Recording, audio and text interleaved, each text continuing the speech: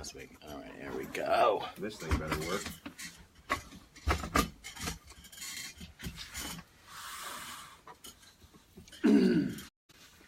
Oh yeah, that's right. It wasn't working for Dr. Buzz last week. He was having an issue with it. Does it seem to be working? What you eating, Rachel? Yeah. I was just eating Brussels sprouts and turkey. Really? Brussels sprouts. This isn't the part of the show that we I've need never you been to to see. Brussels. Rachel's Brussels, eating. Belgium? Brussels Raider. What? When I say that we're going live, you don't need to talk about your food. Now everybody knows. Yeah, Knows that you eat food. Yeah. Everybody thought you just existed on water. You probably did have water in your mouth. All right, let's do this. All right, we're ready.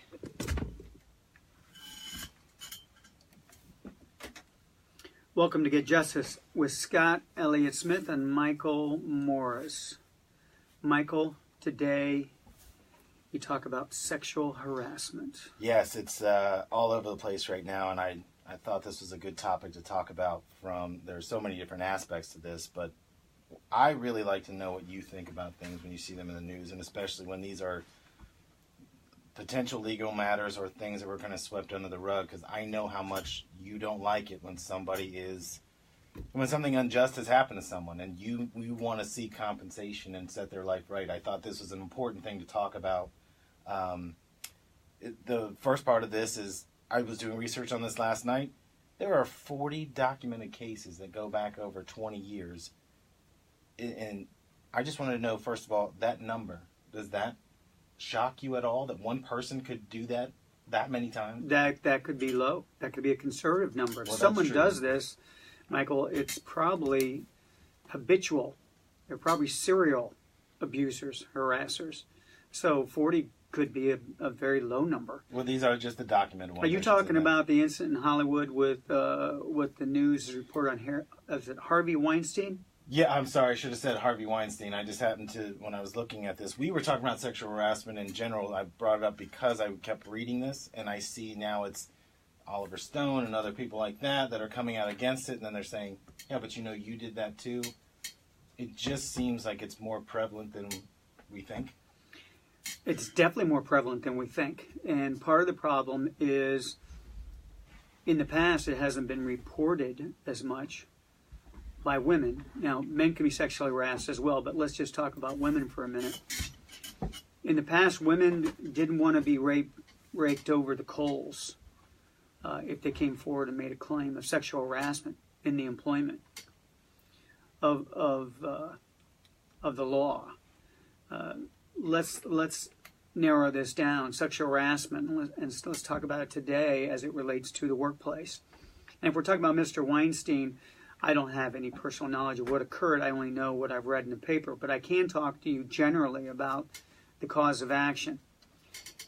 In any event where someone has been wronged, you have two components. One is criminal and one is civil.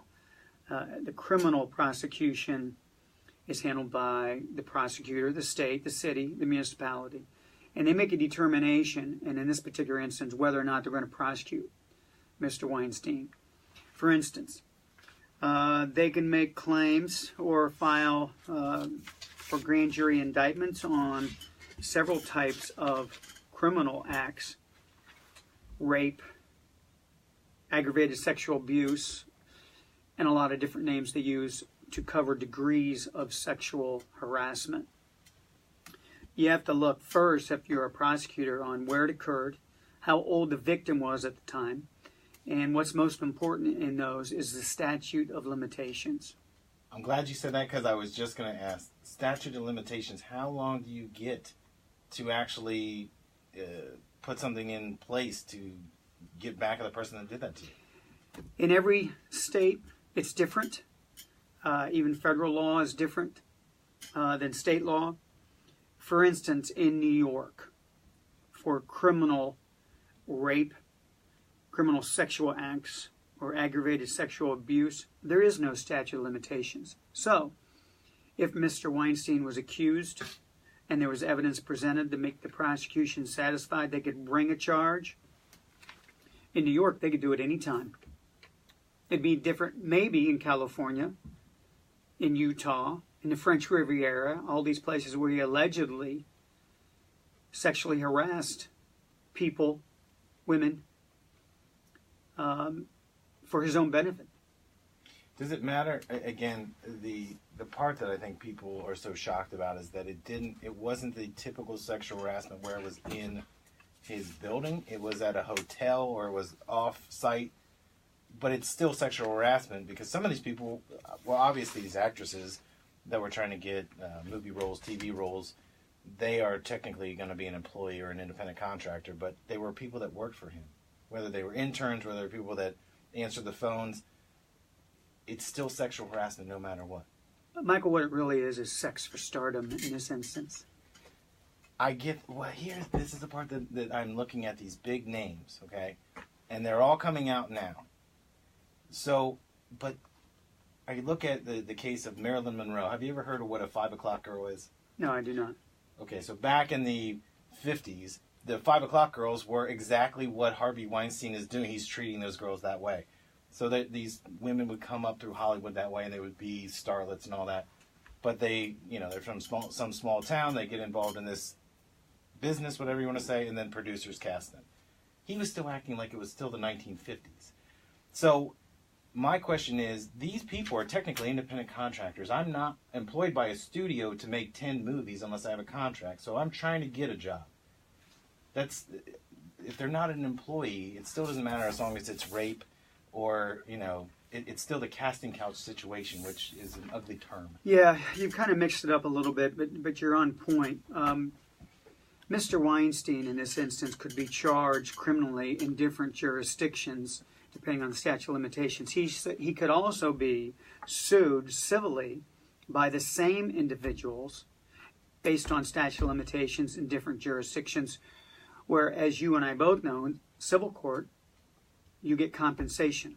Our system of justice is compensation monetarily for the damages that have been caused you from the sexual harassment. And the criminal side, of course, he may go to jail, and he may go to jail for a long period of time. So there's two facets here.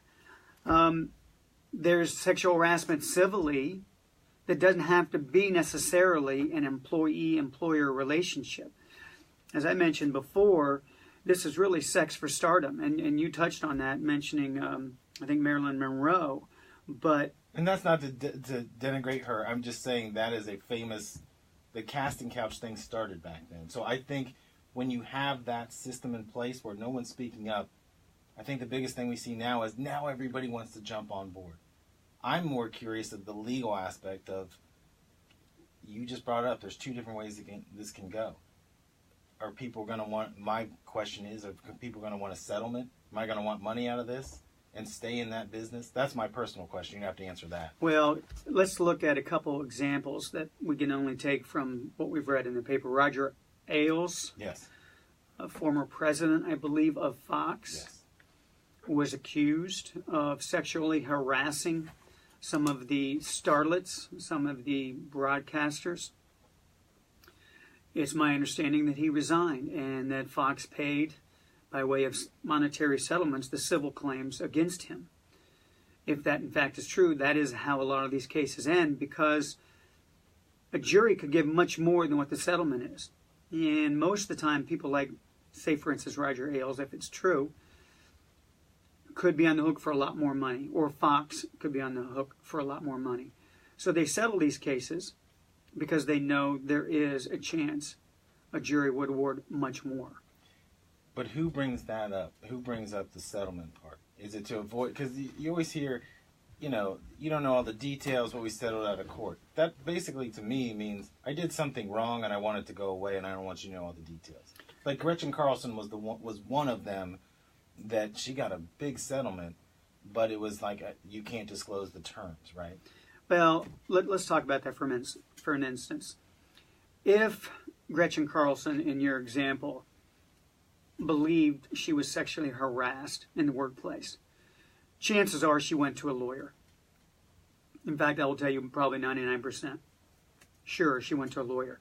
That lawyer would then speak for her and contact Fox News, Roger Ailes, send them letters saying, I represent Gretchen Carlson for these claims. when they receive those letters, they turn them over to their legal counsel. And then their legal counsel would contact Gretchen Carlson's legal counsel. A lot of discussion would take place before a suit was filed to maybe explore resolution at that time, a settlement. And if a lawsuit's not filed, a lot of times the two sides will get together and they will enter into an agreement to settle for a monetary amount. And part of those terms may be confidentiality. It may be Fox and Roger Ailes says to Gretchen Carlson, hey, I'll give you X million dollars in exchange for you releasing all future claims against me civilly and you keeping all the terms confidential. So that's not an unusual component of this settlement agreements. It's just based more on the particular circumstances of the particular case. It just seems like when you settle, it just goes away. Like it's buried. No one finds out any more information. It's a transaction is made. So you really don't know the lineage of how many other people were involved in this or that he had done that to. You know, because it seems like there were more and more cases brought up. And what I'm wondering from an attorney standpoint is, when you see that, I just want your personal feeling on this. So you know something's been wrong. You're doing the transaction for the client. You're doing the right thing for them, right? But part of that's got to irk you, just as a man that's, you know, got a mother and got family members. It's got to irk you when you're sitting there realizing what you're doing, right? Absolutely. I mean, our motto is get justice, right, Michael? And that's what we do. We don't do a lot of sexual harassment cases. We don't do employment law in that regard, but we do represent people who've been injured by someone else's wrongful acts, because the only thing they've got going for them is the justice that we find in our system, which is a monetary compensation. Like it or not, it's a civil way of resolving disputes. Instead of an eye for an eye, instead of exacting revenge against the person who caused it, in our civil society, our alternative is monetary compensation. So that's all we can do as lawyers for these people. Does it irk me? Of course it does. From a personal standpoint, I think it's ridiculous. What I think is there's a lot of people in power who abuse their power. And if you have a lot of power, you have a lot of responsibility. And if you don't exercise that responsibility in a reasonable manner, you should be prosecuted and you should have a civil lawsuit pending against you. No matter what position you're in. It doesn't matter. No, I totally... It doesn't matter. It could be the president of Fox. They get the news because it's a big deal, big person, high-ranking, always in the news type of person. You hear Gretchen Carlson, who is a sort of a celebrity. You hear about all these actresses, whether it be Gwyneth Paltrow or Angela Jolie. These are all big names that everybody can relate to. This is tabloid fodder. Now, it doesn't make it any less serious, but that's why people pay attention. Now, it doesn't mean that any other business down the road, some muffler shop, doesn't have a boss who's harassing his secretary, if she's in fact female. That is just as bad as Roger Ailes doing it, if in fact he did do it, as the president of Fox against the in-house celebrities, the Gretchen Carlsons of the world. So let's talk about the smaller scale and not the celebrity part of it, because I'm seeing a lot of people posting on Facebook and Instagram this Me Too campaign. A lot of women are posting this, that they've been sexually harassed, and they're saying Me Too, and some of them are sharing their stories. If you're not a celebrity, if you're just working a 9 to 5, and you feel you've been sexually harassed, what should you do? I mean, should you contact a lawyer? Do you go to HR? I mean, what is the right chain of events to make this happen? Well, it depends on your circumstances, but you need to report it, number one. Let's just get that out. A lot of these are never reported. The victims are embarrassed. They're humiliated. They don't want to be looked at as if they would... Like they were asking. Unchaste, yeah. Or as if they... I like your word better. Unchaste is unchaste, better. Or that they ask for it. This is the big denialism that a lot of people like Harvey Weinstein I say may because I'm not sure, may claim as a defense. In other words, she asked for it. She consented to it. Right, she came to my hotel room. She came to my hotel room. She was okay with me doing what I did. Well, that's their position. And in the past 50 years or so, sometimes that works. Well, women don't want to report it. So number one, you report it. You've got to be brave enough. You've got to have the courage to report it. So who do you report it to? Well, if your employment has this availability, go to HR. You make sure management knows of your complaints. And they're required to address it immediately. And if they don't, you may have a claim against the employer. That's number one. You report it to them. Number two, if it is an egregious act, if you were raped, for instance, this is a crime. You need to call the police. You need to do it immediately. You need to go to a detective in the prosecutor's office or all of the above. These are the kind of things that you need to do. Go after them. And then third, you can hire a civil lawyer, someone who could then potentially recover compensation for all the things that's happened to you. Because the state doesn't look out for you. It looks out for the community. Right.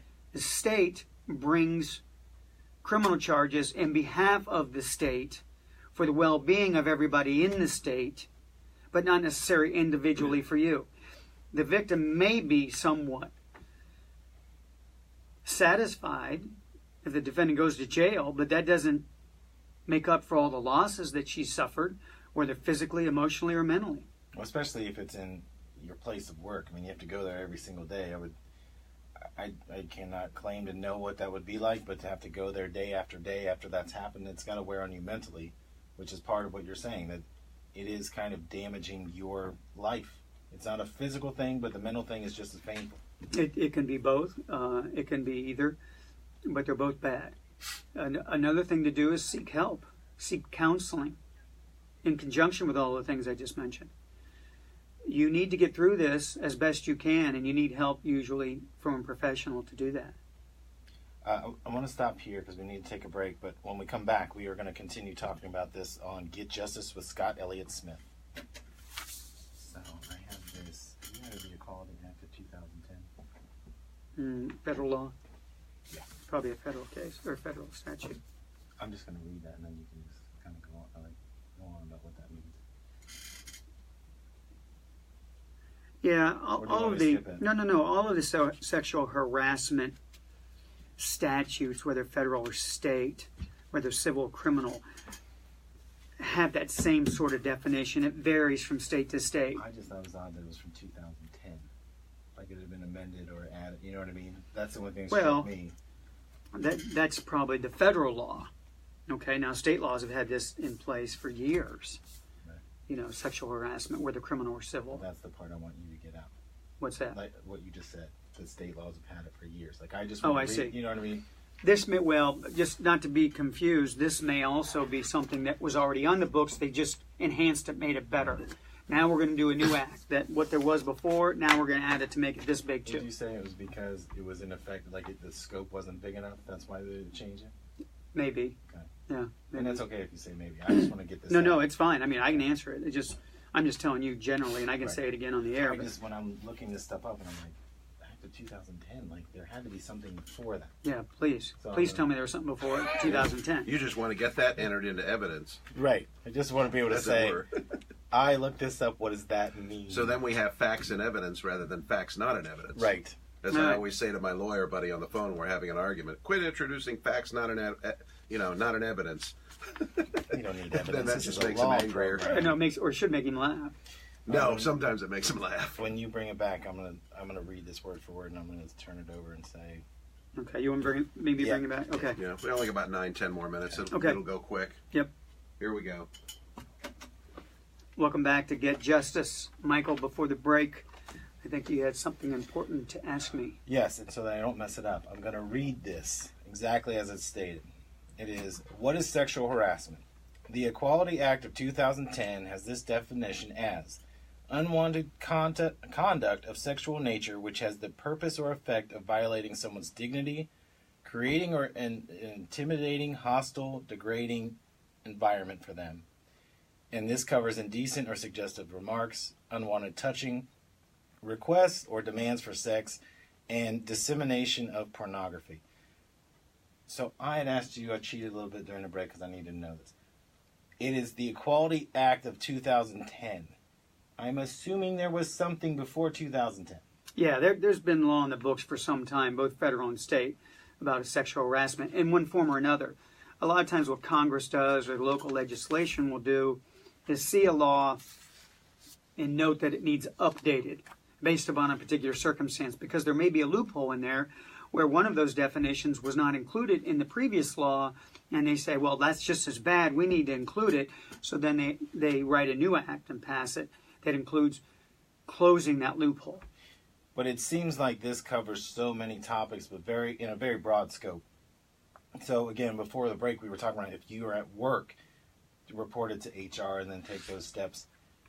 So now it gets to you as an attorney, and you're representing someone.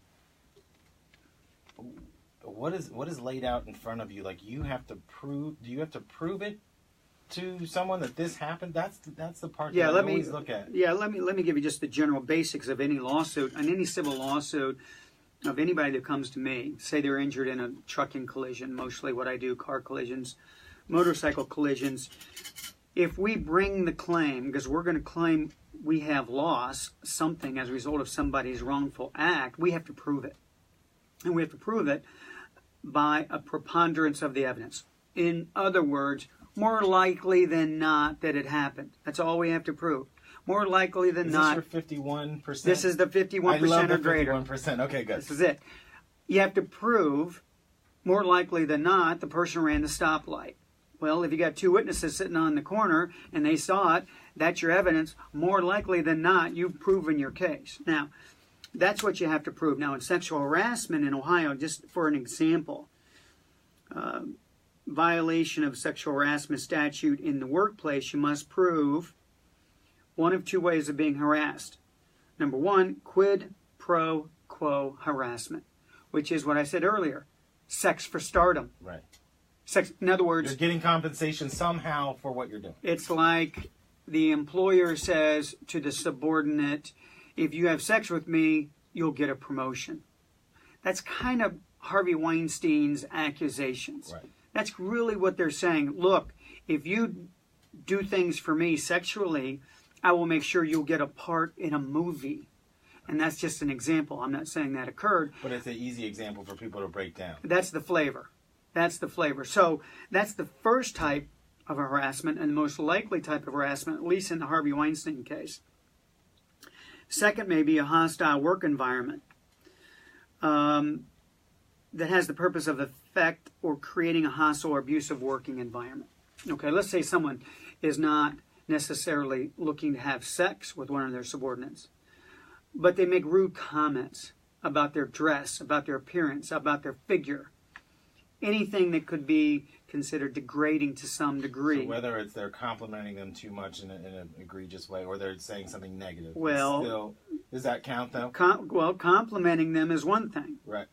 But complimenting them in the way of an insult is something else. Some men are very crude. They think it's cute and they think it's funny when they say derogatory things about women's figures or their appearance. And they think they can get away with it, and they have in the past, which is unfortunate, because they shouldn't. Even our President of the United States has been accused of saying things of what he does with women, which I find despicable. If that's true. That's a perfect example where my question is, and I don't care who you voted for, it's fine. I'm just saying, when you have a tape of something like that, like they just let you, okay? You have tape of that, and yet nothing happens. And that is the part where I come back to all this.